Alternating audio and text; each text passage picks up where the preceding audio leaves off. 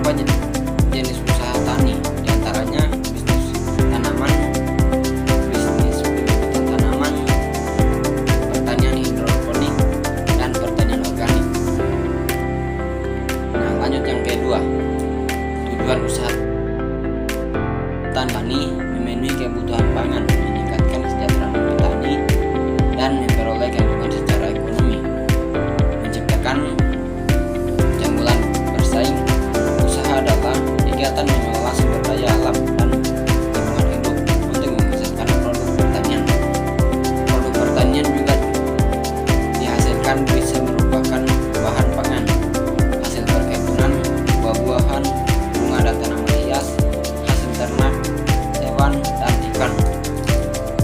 Nah, untuk mencapai tujuan tersebut, petani perlu mengelola input atau faktor-faktor produksi dengan efektif, efisien, dan menunjuk.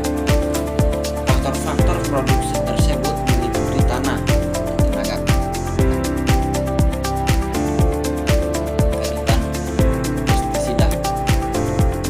3. Sistem usaha tani.